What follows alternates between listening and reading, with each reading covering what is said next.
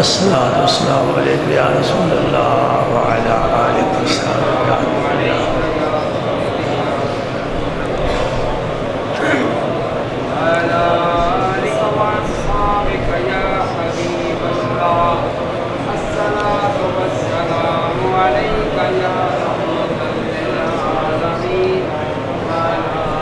الصلاۃ والسلام علیک یا رسول اللہ وعلی آلک واصحابک یا حبیب اللہ۔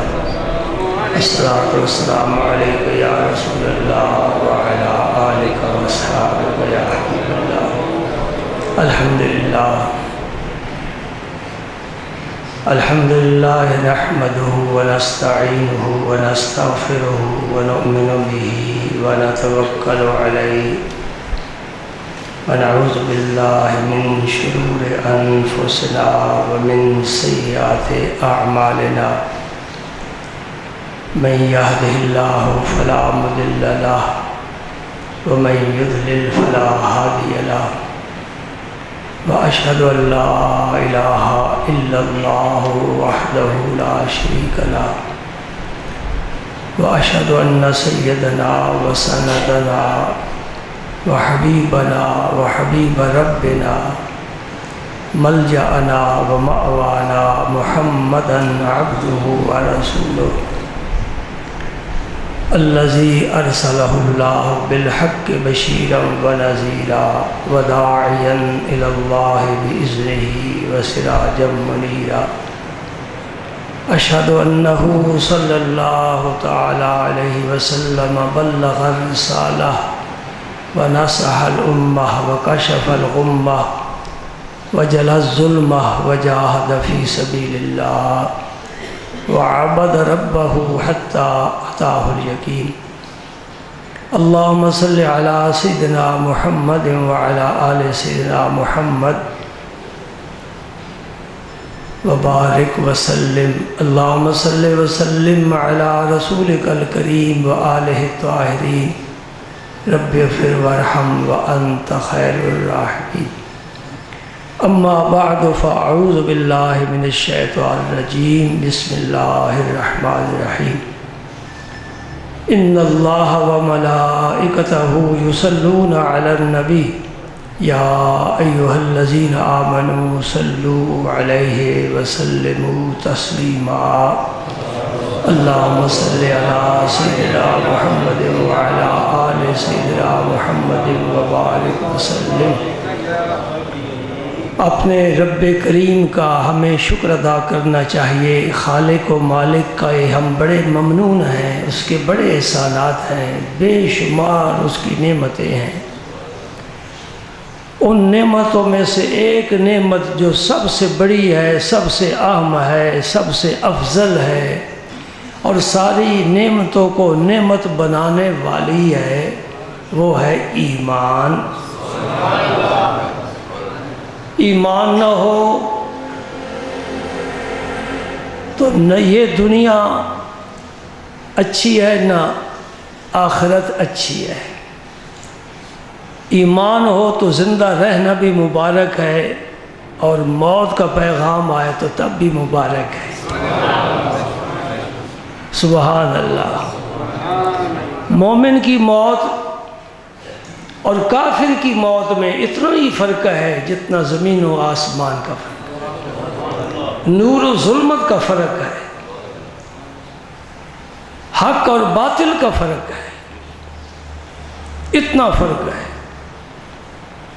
مومن کی موت بتاتا ہوں، جب اس کا وقت آخر آتا ہے پردے اٹھا دیے جاتے ہیں، نسق عالم طاری ہے، جسم سے روح نکلنے والی ہے، اسرائیل علیہ السلام تشریف لا چکے ہیں، سارے پردے اٹھا دیے جاتے ہیں اور حضرت اسرائیل کا دیدار کرتا ہے، اور حضرت اسرائیل کے ساتھ جو فرشتے ہوتے ہیں ان کا روحانی لوگ آتے ہیں۔ اگر نسبت قوی ہو، نسبت مضبوط ہو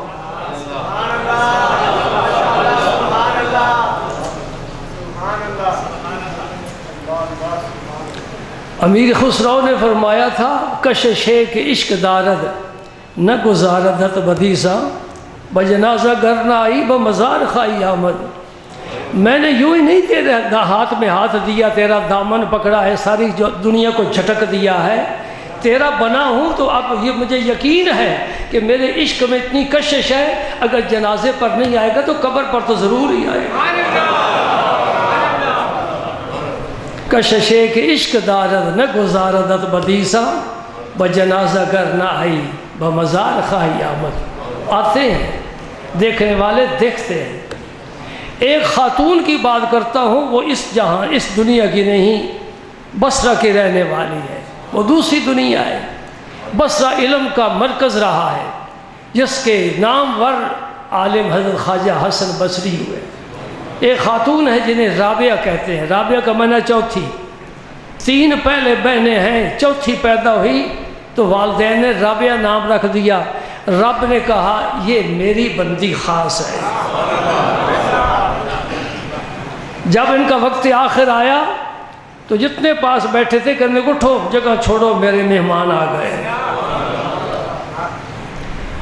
تو حضرت اسرائیل پھر جب جسم سے روح قبض کرنے کا وقت آتا ہے نا تو اسے پیغام دیتے ہیں. قرآن پاک بتاتا ہے یا ایتھا النفس المطمئنہ ارجعی الی ربک راضیۃ مرضیہ فادخلی فی عبادی وادخلی جنتی. ابھی مرا نہیں ہے، پیغام پہلے پہنچ گیا ہے کہ تو بیگانہ نہیں، آشنا ہے، مجھے بھیجا گیا ہے، میں تجھے لینے کے لیے آیا ہوں. اے نفس مطمئنہ ارجعی الی ربک، لوٹ چل اپنے رب کی طرف. یہ نہیں کہ چل اپنے رب کی طرف، یہ نہیں کہا جاتا، لوٹ اپنے رب کی طرف. اس میں اشارہ ہے کہ تو آیا ادھر سے ہے، اب تجھے گھر واپس لے جانا چاہتا ہوں. وہ گھر ہے مومن کا، یہ گھر نہیں ہے، یہ سرائے ہے. کوئی 50 سال رہے گا، کوئی 1 دن رہے گا، کوئی 100 سال رہے گا. چلنا ہے کمر باندھے ہوئے چلنے کو. یا سب یار بیٹھے ہیں، بہت آگے گئے، باقی جو ہے تیار بیٹھے ہیں. ایئرپورٹ پر آپ بیٹھتے ہو نا تو سپیکر پر اعلان ہوتا ہے، جہاز کا نمبر بتاتے ہیں، فلاں فلائٹ اتنے بجے جا رہی ہے، اس کے مسافر آ جائیں. آپ کی آواز نہیں ہے، آپ بیٹھے رہیں گے، انتظار کریں گے کہ میرے فلائٹ کا نمبر کب پکارتے ہیں. فوراً بیگ اٹھایا، دوڑ پڑے، کسی کو نہ پوچھا، بس میرا جہاز جا رہا ہے. جہاز جا رہے ہیں، لوگ جا رہے ہیں، ہم نے بھی جانا ہے، کبھی سوچا نہیں. یا ایتھا النفس المطمئنہ ارجعی الی ربک. اور رب کی طرف کس حال میں جا؟ رب تجھ سے ناراض ہے؟ نہیں، راضیۃ مرضیہ. رب بھی راضی ہے، تو بھی راضی ہے. یہ پیار کی ملاقات ہو رہی ہے. سبحان اللہ. جب یہ روح وہاں جاتی ہے تو اللہ تعالیٰ کیا فرماتے ہیں؟ فادخلی فی عبادی، جدھر میرے خاص بندے ہیں ادھر چل، دوسرے محلے میں نہیں، میرے خاص بندوں کے پاس. فادخلی فی عبادی وادخلی جنتی، اور میرے بندے جنت میں رہتے ہیں، تو بھی جنت میں داخل ہے. یہ ہے مومن. ایمان بڑی نعمت ہے. پھر ایمان کی بہت سی شاخیں ہیں، اس میں سے سب سے بڑی شاخ کیا ہے؟ اللہ کے نبی سے پیار. ایمان کا تقاضا کیا ہے؟ اللہ کے نبی سے پیار. کس طرح کا پیار؟ جس طرح صدیق و عمر کا پیار تھا، جس طرح عثمان و علی کا پیار تھا، جس طرح بلال کا پیار تھا، طلحہ و زبیر کا تھا، سعد اور سعید کا تھا، حضرت سلمان فارسی کا تھا، حضرت صہیب رومی کا تھا. ایسا پیار. سبحان اللہ. حضرت انس کا اکثر آپ نام سنتے ہیں رضی اللہ تعالیٰ عنہ، حضور کے خادم تھے. ان کی والدہ حضرت ام سلیم، ان کا اسم مبارک تھا، ام سلیم. ان کے پہلے شوہر فوت ہو گئے، یعنی حضرت انس کے والد فوت ہو گئے، اور انہیں اسلام نصیب نہیں ہوا. پھر انہیں پیغام نکاح بھیجا ابو طلحہ نے، ابو طلحہ انصاری نے انہیں پیغام نکاح بھیجا. ام سلیم نے جواب میں کہا مجھے تیری یہ پیشکش قبول ہے، لیکن ایک شرط ہے. اور شرط کیا ہے؟ کہ میرا مار سیم و زر نہیں، درہم دینار نہیں، روپیہ پیسہ نہیں، میں ایسی دنیا کی کوئی چیز مار میں لینا پسند نہیں کرتی، میرا مار یہ ہے کہ تو نکاح کے بعد رسول اللہ کی خدمت کرنا۔ یہ جن کا میں نے چند افراد کا نام لیا ہے، ان کا شمار کن لوگوں میں ہوتا ہے؟ صحابہ کرام میں۔ اور میں صحابہ کرام کے بارے ہی گزشتہ بہت سی صحبتوں اور محفلوں میں عرض کر چکا ہوں کہ لوگوں کے ذہن صحابہ کے بارے میں صاف نہیں ہے۔ تو ایمان کا تقاضا ہے کہ نبی سے پیار ہو، اور جس سے پیار ہو اس کے دوستوں سے بھی پیار ہوتا ہے۔ یہ تو اصول کی بات ہے نا۔ علم سے ہٹ کر بھی عقل بھی یہ فیصلہ کرتی ہے کہ جس سے محبت ہو اس کے دوستوں سے بھی محبت ہوتی ہے۔ اگر اللہ کے رسول سے پیار ہے تو پھر رسول اللہ کے صحابہ سے بھی پیار ہونا چاہیے کہ نہیں ہونا چاہیے؟ جو بغض رکھتے ہیں اس کا مطلب ہے کہ وہ رسول پاک سے بھی محبت نہیں رکھتے، اور جو رسول پاک سے محبت نہیں رکھتا وہ اللہ سے بھی پیار نہیں کرتا، اللہ کے دین کا بھی دشمن ہے، اللہ کی کتاب کا بھی دشمن ہے، قرآن پاک سے بھی اسے کوئی محبت نہیں ہے۔ وہ کیسا انسان ہے؟ وہ کلمہ پڑھے نہ پڑھے برابر ہے۔ میں نے گزشتہ صحبتوں میں الحمدللہ اللہ تعالیٰ کی توفیق سے قرآن پاک کے متعدد مقامات سے صحابہ کرام کی شان بیان کی ہے۔ آج میں ایک آیت پر اکتفا کرتا ہوا نبی کریم صلی اللہ علیہ وسلم کی احادیث طیبہ کی طرف رجوع کرتا ہوں۔ وہ آیت کون سی ہے؟ کنتم خیر امت اخرجت للناس تأمرون بالمعروف وتنہون عن المنکر۔ یہ جب آیت نازل ہوئی اس وقت آپ تھے، میں تھا، دوسری کوئی تنظیم، کوئی جماعت نہیں، روئے زمین پر کوئی شخص نہیں تھا۔ بات کو سمجھنا، کنتم خیر امت کا کیا معنی؟ تم بہترین امت ہو۔ یہ رب کنہیں فرما رہا ہے؟ آپ خود فیصلہ فرمائیں۔ عرش والا میرے نبی کے صحابہ کو بہترین فرما رہا ہے کہ یہ بہترین لوگ ہیں، اور وہ سب و شتم کر رہا ہے، لان تان کر رہا ہے، تو نتیجہ کیا نکلا؟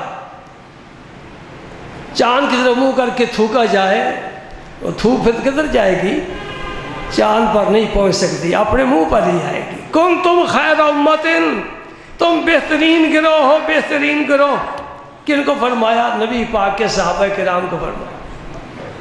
یہ اللہ پاک نے فرمایا ہے۔ رسول پاک صلی اللہ علیہ وسلم نے کیا فرمایا؟ یہ اس وقت میں حدیث آپ کے سامنے پیش کر رہا ہوں، یہ حدیث مسلم شریف کی ہے، اور روایت فرماتے ہیں کہ نبی کریم صلی اللہ علیہ وسلم فرماتے ہیں کہ صحابی کہتے ہیں اکثر سرکار اس طرح آسمان کی تو چہرہ مبارک اٹھا کر دیکھا کرتے تھے، اکثر۔ شارح حدیث نے اس کا معنی یہ کیا ہے کہ سرکار کو جبریل کا ہمیشہ انتظار رہتا تھا۔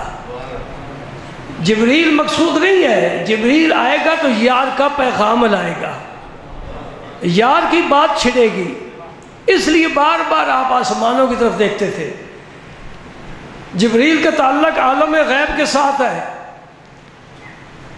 اور نبی کریم کی نگاہ پاک میں رب نے یہ اتنی قوت رکھی ہے، نور نبوت رکھا ہے کہ اگر وہ چہرہ مبارک اٹھائیں تو عالم غیب کا مشاہدہ فرماتے ہیں، یہاں سے لے کر وہاں تک، جہاں وہاں کہاں ختم ہو جاتا ہے وہاں تک سرکار مشاہدہ فرماتے ہیں۔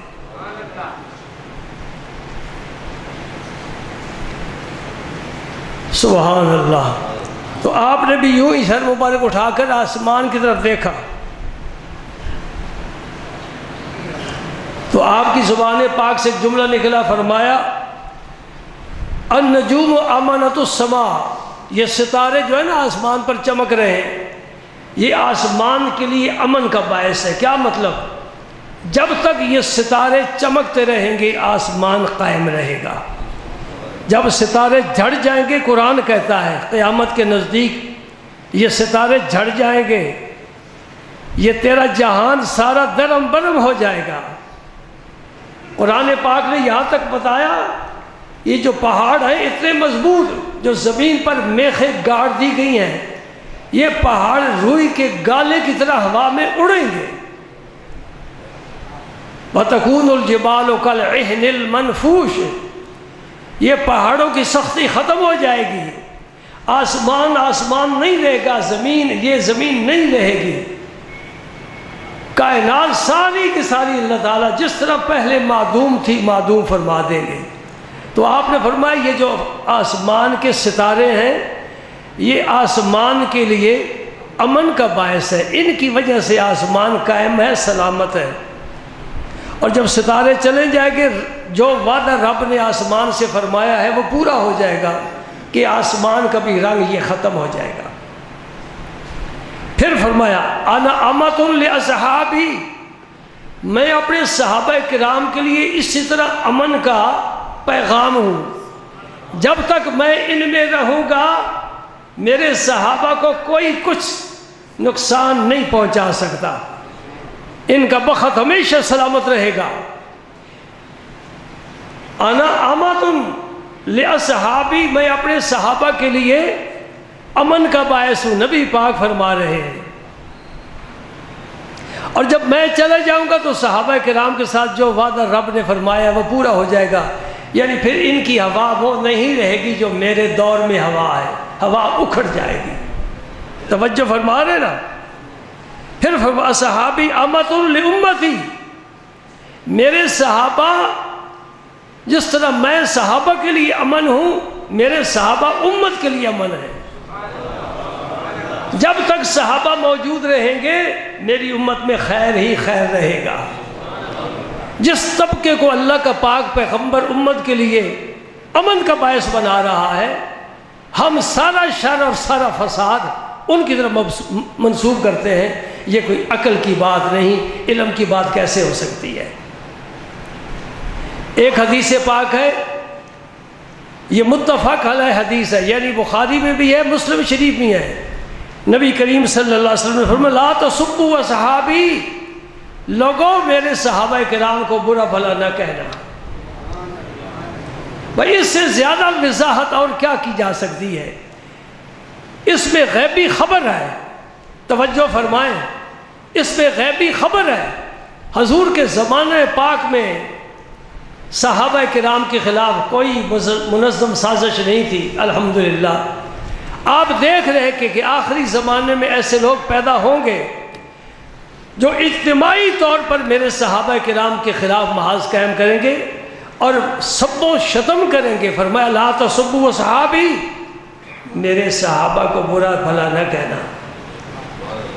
اس لفظ کو پھر ایک دفعہ سوچو، اصحابی، یہ یا نسبت کی ہے ان پاک لوگوں کو اللہ کے پاک پیغمبر نے اپنی طرف منسوب کیا، یہ میرے ہیں۔ یہ بات سمجھانا چاہتا ہوں، توجہ فرمائیں۔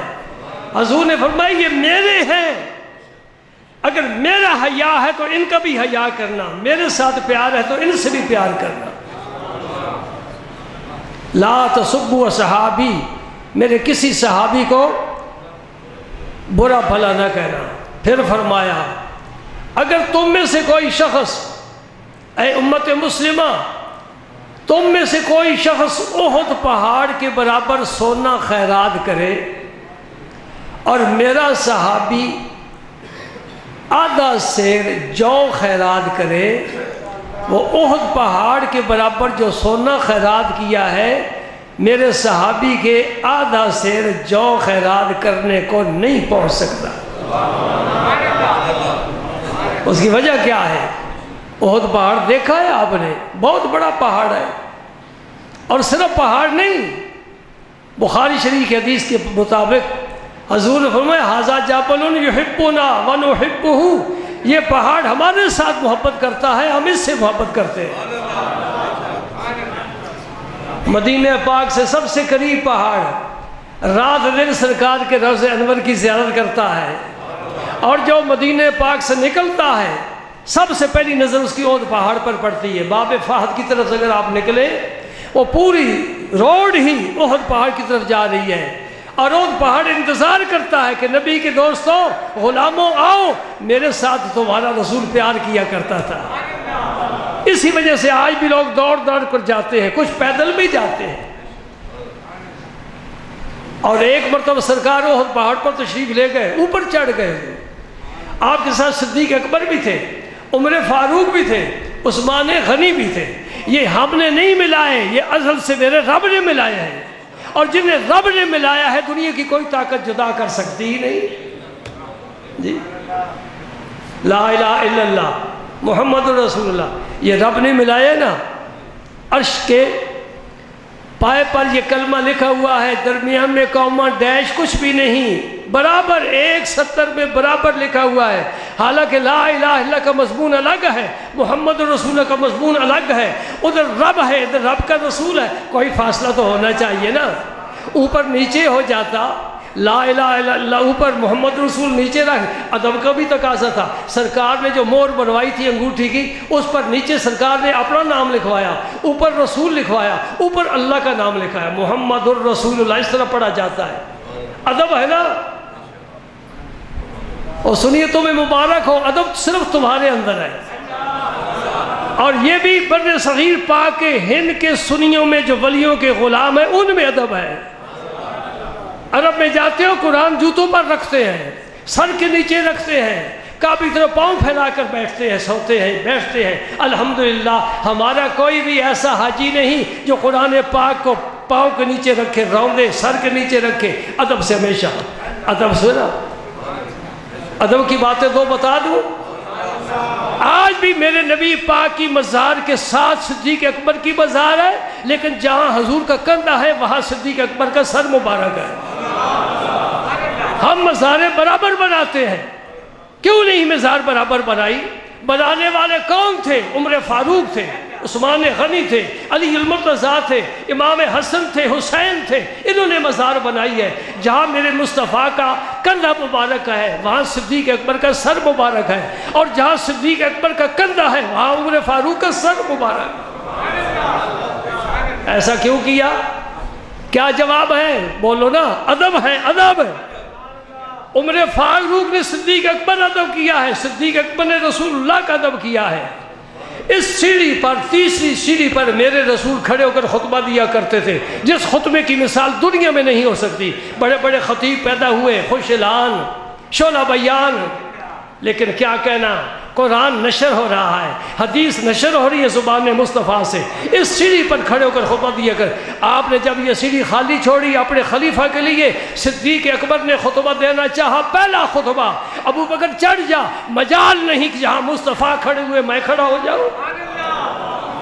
صدیق اکبر نسلی سیڑھی، اس دوسری پر کھڑے ہو کر خطبہ دیتے تھے، اور پورا دور خلافت سلطنت کا صدیق اکبر نے اس سیڑھی پر قدم مبارک نہیں رکھا، ادب کی وجہ سے۔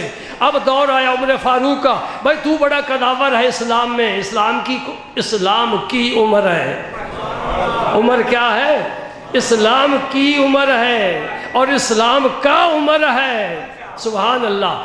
اب عمر تم تو چڑھ جاؤ، بڑے جرأت والے ہو، لیکن عمر فاروق نے نچلی سیڑھی پر کھڑے ہو کر خطبہ دیا۔ جی کیوں؟ یہ خلیفۃ الرسول کی سیڑھی ہے، یہ رسول اللہ کی سیڑھی ہے، میں نہیں چڑھ سکتا۔ یہ کیا معاملہ ہے؟ یہ ادب کہاں سے آیا؟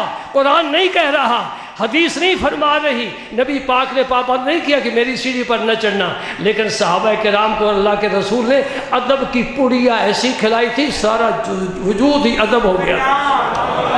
اسی عمر فاروق کا نامور فرزند عبداللہ ابن عمر رضی اللہ تعالیٰ عنہ جب آتے ہیں منبر پاک کے پاس، سرکار کے جہاں قدم لگے تھے نا وہاں ہاتھ مل کر نا چہرے پر، سینے پر ملتے ہیں۔ وہ کیا ملتا ہے؟ یعنی وہ جگہ برکتوں سے بھری ہوئی ہے قیامت تک، وہاں میرے ہاتھ لگے گے، میرے ہاتھ سے برکت لگے گی، وہ ہاتھ میرے چہرے سینے سے لگے گے، مجھے برکت حاصل ہوگی۔ ادب کا موضوع نہیں ہے، لیکن میں نے تھوڑا سا سبق دے ہی دیا ہے۔ یہی میں نے ایک دفعہ کہا تھا ہر گناہ سے بچنا، ہر نیکی کرنے کی کوشش کرنا، لیکن اگر کچھ کمی بیشی ہو جائے اللہ غفور الرحیم ہے، بخش بھی دیتا ہے، لیکن بے ادبی نہ کرنا، ایک یہ کام نہ کرنا، ادب سے رہنا، فائدے میں رہ جاؤ۔ سبحان اللہ، سبحان اللہ۔ تو فاصلہ اللہ نے نہیں نہ رکھا اپنے اور اپنے رسول کے درمیان، ہم بھی نہیں رکھتے۔ ہمیں کیوں کہتے ہو تم ملاتے ہو؟ ہم نہیں ملاتے، رب نے ملایا ہے۔ اچھا جی، سبحان اللہ۔ تو پہاڑ ہلنے لگ گیا، احد پہاڑ ہلنے لگ گیا۔ عام ہم یہی معنی بیان کرتے ہیں، لیکن یہ معنی صحیح نہیں ہے۔ یوں کہنا چاہیے حضور تشریف لے گئے، احد پہاڑ وجد میں آ گیا۔ میں بتنا بڑا خوش نصیب ہوں، آج میرے بخت جاگ اٹھے، دونوں جہانوں کے سردار خود تشریف لائے، وہ خود تشریف فرما ہے میرے گھر، بتا اے خوش نصیبی کیا کروں میں۔ اب اچھا سا شعر، اچھی سی بات ہو جائے، ذرا محظوظ ہو کر دکھایا کرو۔ ایسا مجھے محسوس ہوتا ہے کہ میں پانی کا لوٹا دریا میں ڈال رہا ہوں اور گھی جو ہے ریت پر بہا رہا ہوں، ایسا نہیں، ذوق تازہ ہونا چاہیے۔ میں نے زندگی گزار دی تمہارے ذوق خابیدہ کو جگانے کے لیے، الحمدللہ جاگنا چاہیے۔ وہ خود تشریف فرما ہے میرے گھر، بتا اے خوش نصیبی کیا کروں میں۔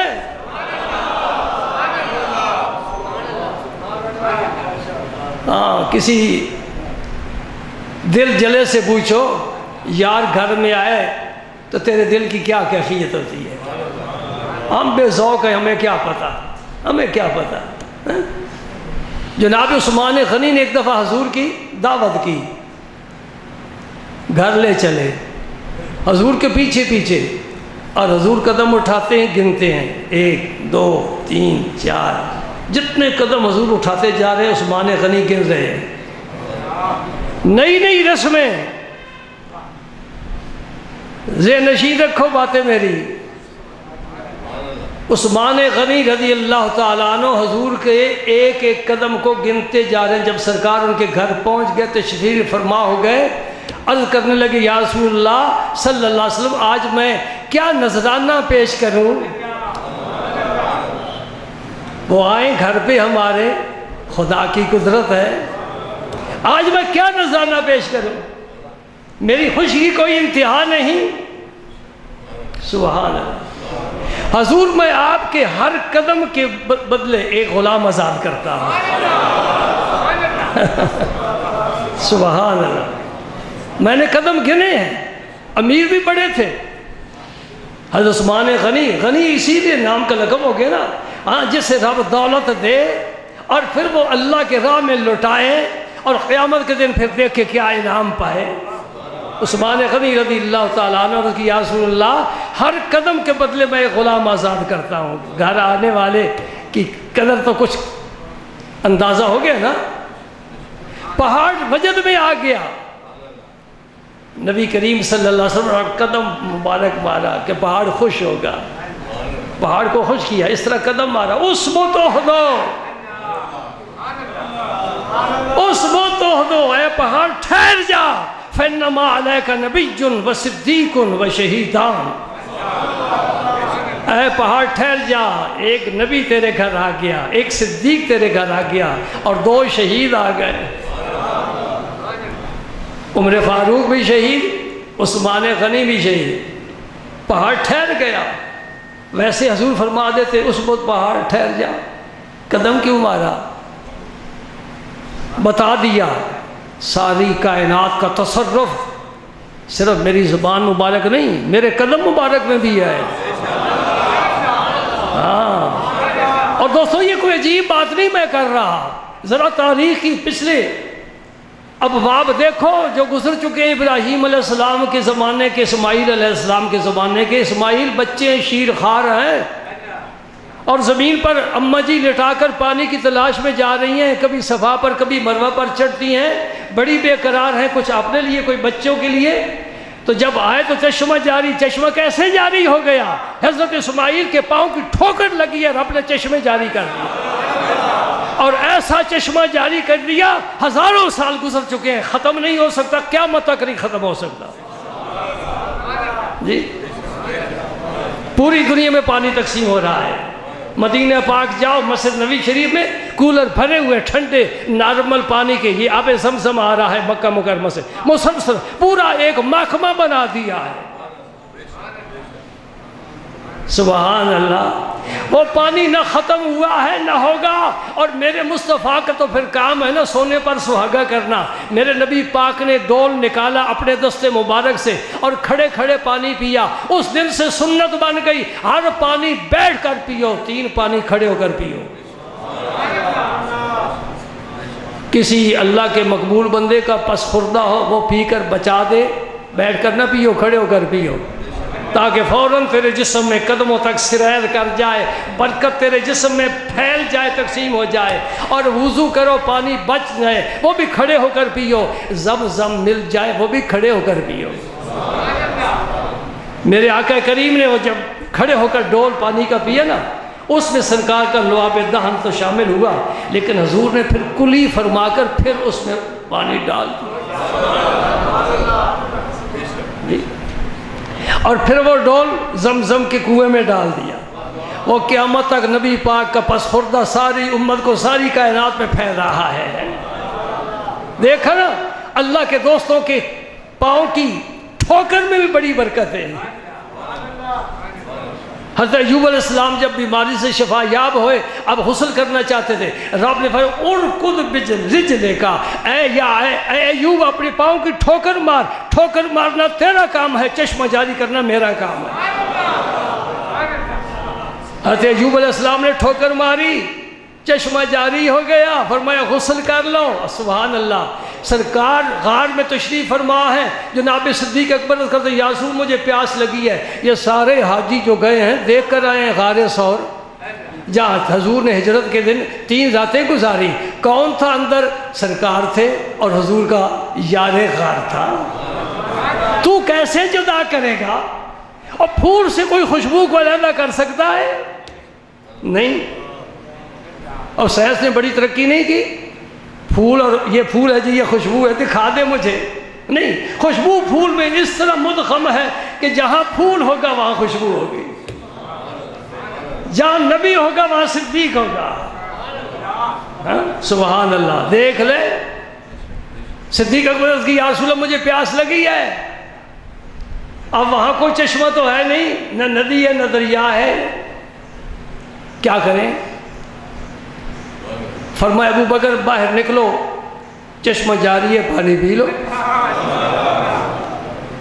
باہر نکلے، دیکھا چشمہ ابل رہا ہے. بس وہ ایک لمحے کے لیے صدیق اکبر کی پیاس بجھانے کے لیے نبی نے اپنا معجزہ دکھایا. جب پانی پی لیا چشمے کو مٹا دیا. میں رب کی قدرتیں بتا رہا ہوں. رب کی قدرت رنگ بدل کر آتی ہے. ولی کے پاس آئے تو کرامت بن جاتی ہے، نبی کے پاس آئے تو معجزہ بن جاتی ہے. یہ رب کی سب شانیں ہیں. سبحان اللہ. ٹھہر جا پہاڑ، ٹھہر جا. ایک نبی ہے، ایک صدیق ہے. ابو بکر کو حضور نے صدیق فرمایا. 2 شہید ہیں. اب زندہ آدمی کے بارے میں یہ فیصلہ کرنا مشکل ہوتا ہے کہ اس کا انجام کیسے ہوگا، خاتمہ کیسے ہوگا. بستر مرگ پر جان آفریقہ کے سپرد کرے گا یا میدان جہاد میں شہادت کا جام نوش کرے گا، کوئی فیصلہ نہیں کر سکتا. اللہ کے رسول نے جو فرما دیا، رب نے کہا بس قلم چل گیا.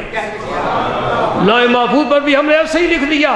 عمر بھی شہید ہوئے، عثمان بھی شہید ہوئے.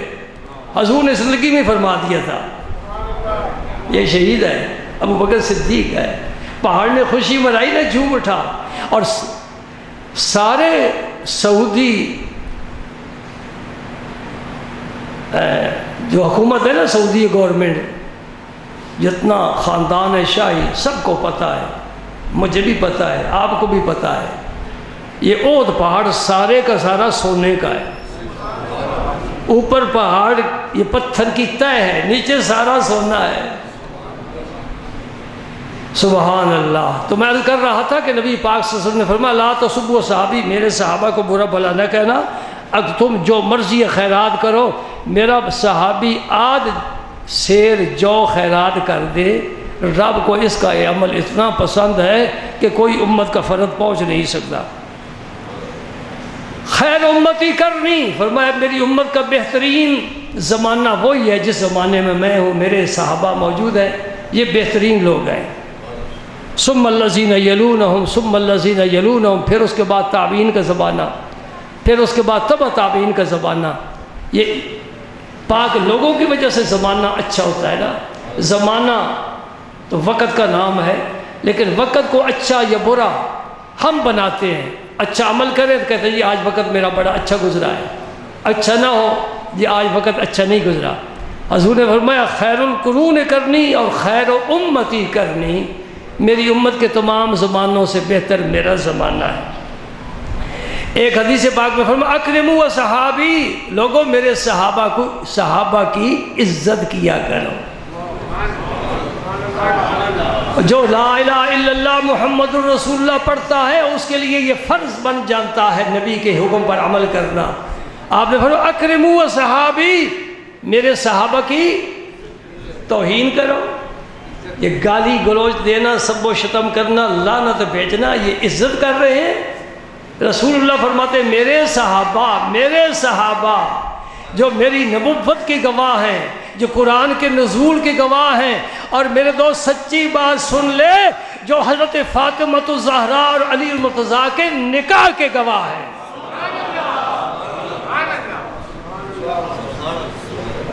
سبحان اللہ۔ جب خاتون جنت کا نکاح ہو رہا تھا اس وقت کون گواہ تھے؟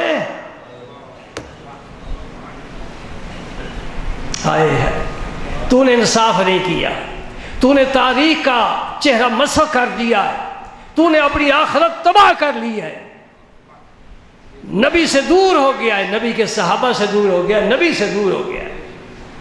اکرموا صحابی، اور میرے صحابہ کی عزت کرو۔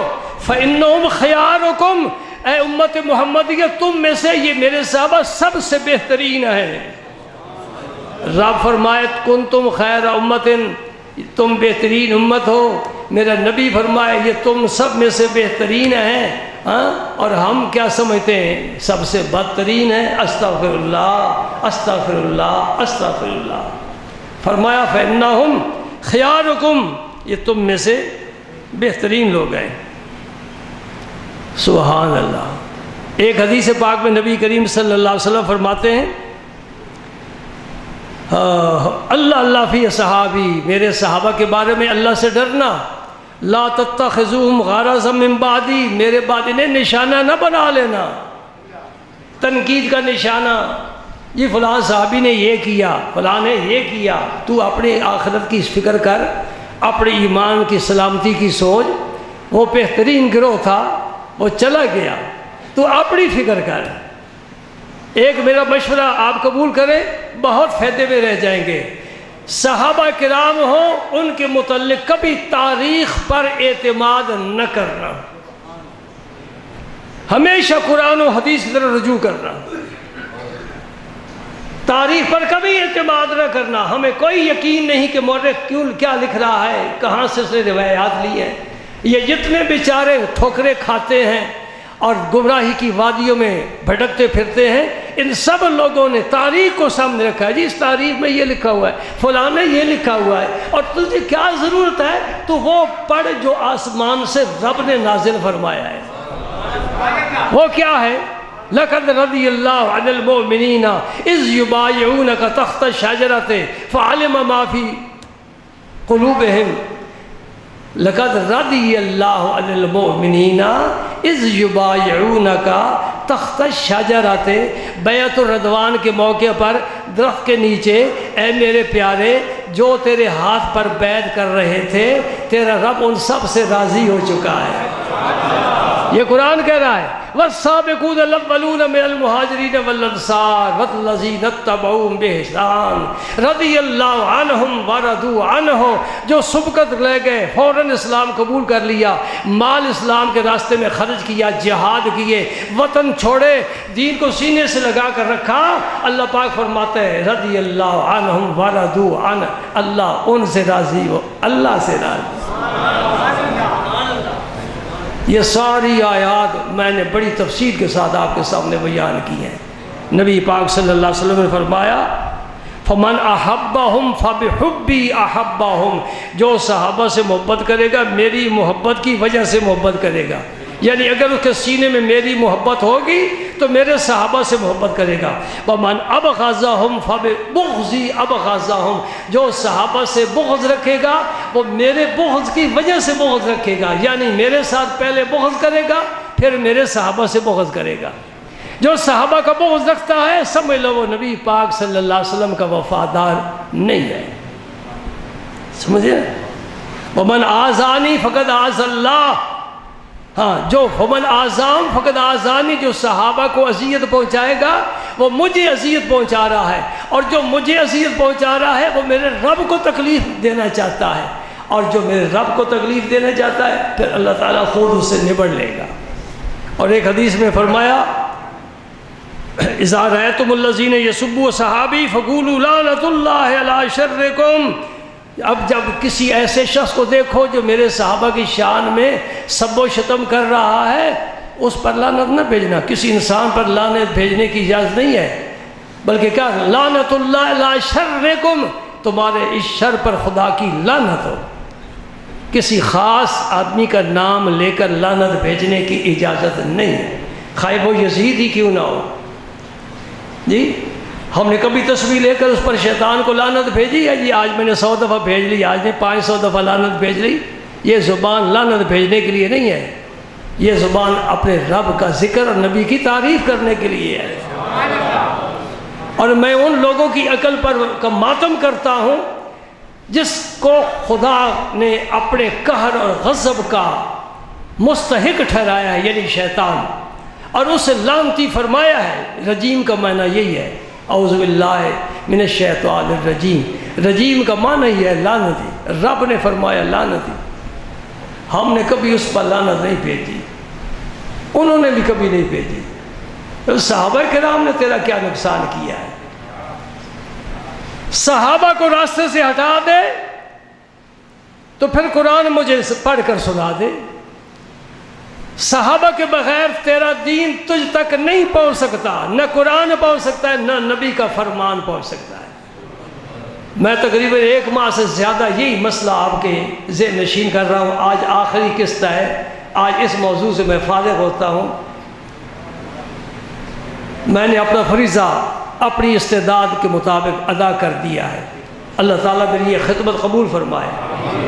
اپنے دل میں کسی ولی کا، کسی غوث قطب کا، کسی صحابی کا، کسی امام کا، ازواج مطہرات میں کسی کا، کسی نیک انسان کا، کسی عالم دین کا بغض نہ رکھنا، یہ میری وصیت بھی ہے، نصیحت بھی ہے۔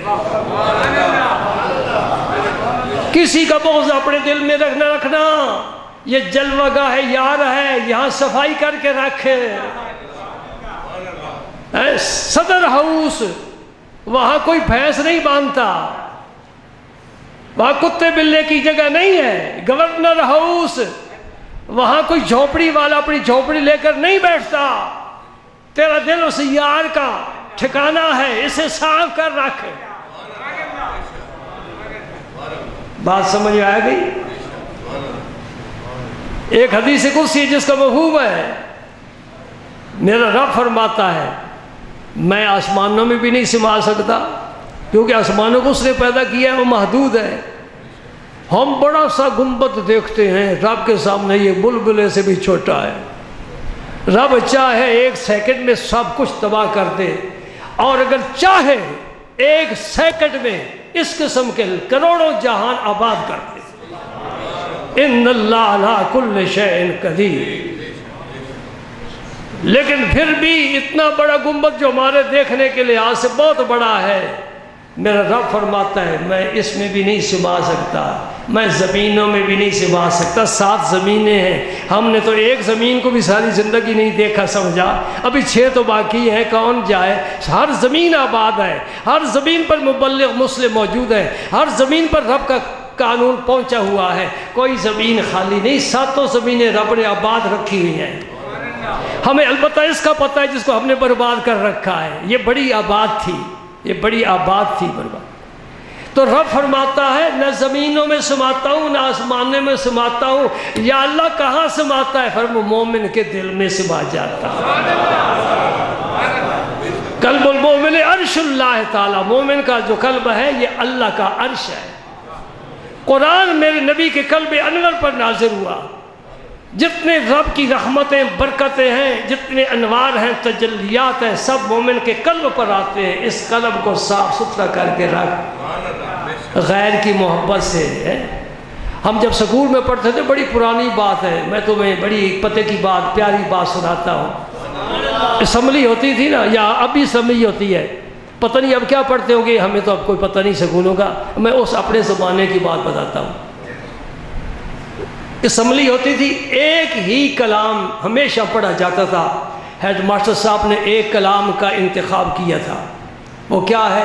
محبت غیر سے میری چھڑا لو یا رسول اللہ، مجھے اپنا ہی دیوانہ بنا لو یا رسول اللہ۔ اس وقت تک یہ ٹیکہ لگانے والے ابھی نہیں آئے تھے کہ یا رسول اللہ کہو گے تو مشرک بن جاؤ گے۔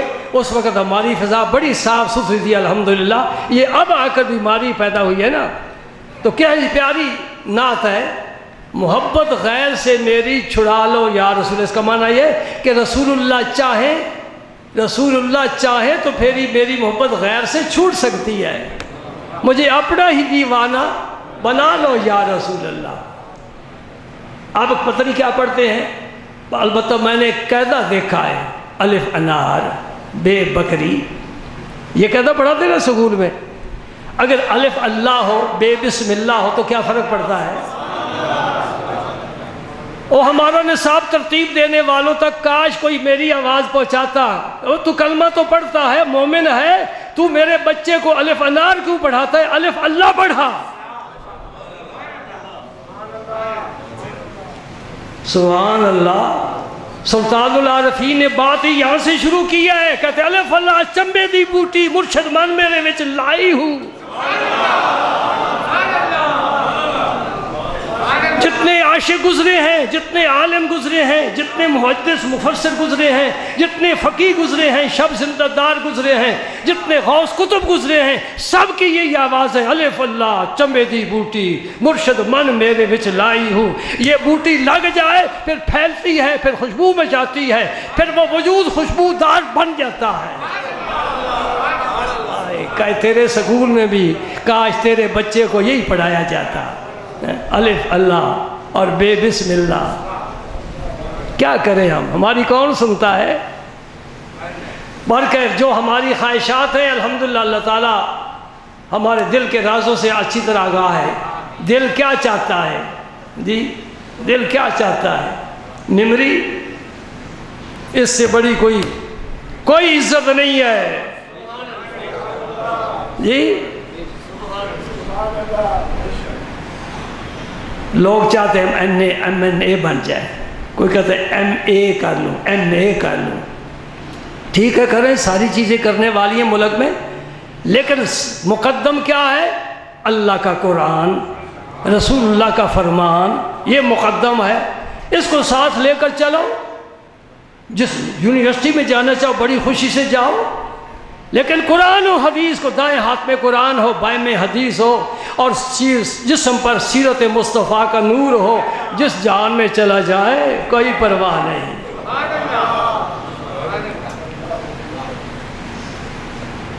یہ چاہتا ہوں، تمنا ہے کہ دنیا میں کوئی کام کر جاؤں، اگر کچھ ہو سکے تو خدمت اسلام کر جاؤں۔ لیکن گجرات والوں، مجھے یہ شکوہ کرنا ہی پڑتا ہے، میرے اس سفر میں کوئی ساتھی میرا ہم رکاب نہیں ہوا، میں اکیلا ہی، اتنی جماعت کے باوجود میں اکیلا ہوں۔ افسوس کوئی محرم اپنا ہی نہیں جامے، معلوم کیا کسی کو درد نہاں ہمارا۔ آپ بھی جمعے کے نمازی ہیں نا، ہفتے کے بعد ملاقات ہوتی ہے، وہ بھی صرف بیان سننے کے لیے۔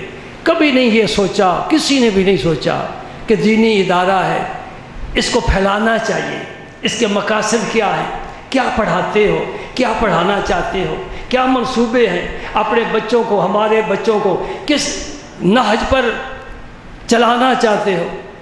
کبھی کسی نے دلچسپی نہیں لی۔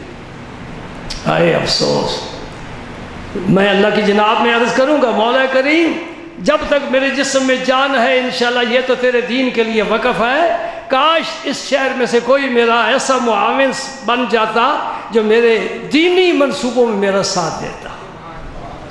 نہیں، اس ادارے میں الحمدللہ میٹرک بھی کراتے ہیں، ایف اے بھی کراتے ہیں، بی اے بھی کراتے ہیں، دین بھی پڑھاتے ہیں، قرآن بھی پڑھاتے ہیں، حدیث بھی پڑھاتے ہیں، فقہ بھی پڑھاتے ہیں، صرف نحو پڑھاتے ہیں، ادب پڑھاتے ہیں، اصول پڑھاتے ہیں، اصول حدیث پڑھاتے ہیں، منطق پڑھاتے ہیں، علم بلاغت پڑھاتے ہیں، معانی پڑھاتے ہیں۔ آپ یہ ذرا لکھ لیں، یاد کر لیں، اتنے مضمون تو کسی بڑی سی بڑی یونیورسٹی میں بھی نہیں پڑھائے جاتے، لیکن پڑھنے والے کسی کلاس میں 2 لڑکے، کسی میں 4، کسی میں 5، اور بچے جو قرآن پاک حفظ کرنے والے زیادہ تر یہ دیہاتوں کے ہیں۔ شہری بچوں کو قرآن یاد کرنے کی کیا ضرورت ہے؟ الا ماشاء اللہ گنتی کے 2-3 کوئی بچے ہوں گے۔ اے اللہ ہماری مدد فرما اور اپنے دین کو غلبہ عطا فرما، اپنے قرآن کا قانون ساری دنیا میں نافذ فرما۔ اے اللہ ہمیں یہ ذوق عطا فرما۔ یہ پوچھا جائے گا قیامت کے دن، میرے سامعین یہ پوچھا جائے گا قیامت کے دن کہ میرے دین کے لیے تم نے کیا کیا ہے۔ اللہ تعالی ہمیں نیکی کی توفیق عطا فرمائے۔